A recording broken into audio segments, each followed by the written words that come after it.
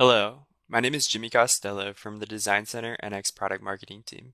And in this video, we're going to be discussing the basics of working in electrical routing. Electrical routing is an application within Designcenter that is specifically designed to help you create, route, and manage electrical harnesses and wiring within your product designs. It streamlines the process of integrating electrical components, ensuring accuracy, and reducing design time, ultimately leading to more efficient and reliable products. Let's jump in and get started. To begin, we're going to look at finishing the electrical system on this assembly. Before we do anything, the first step we must take is to activate the electrical routing application. This will provide us access to the most important tools and navigators for our workflows. From here, we're going to leverage the reuse library. Designcenter already has a variety of electrical parts available for us to use upon install. Using the reuse library, we can take advantage of this, saving valuable time and effort while ensuring consistent results. Let's say first we want to place an electrical connector.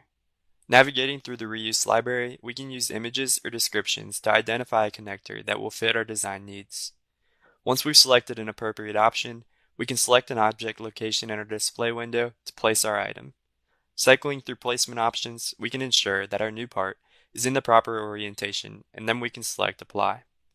You may also note that if we need to rotate our port to fit our design, that is also an option here. As we move along, we can continue using these same methods to place our other missing connector. Using the search option in the reuse library can speed up this process if you already know the name of the parts you are looking for.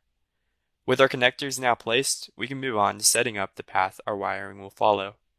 To do this, we're going to start off by selecting Spline Path. We are first prompted to specify the points of our spline, which in our scenario can simply be our port locations. After that, I'm going to begin to add slack into our spline.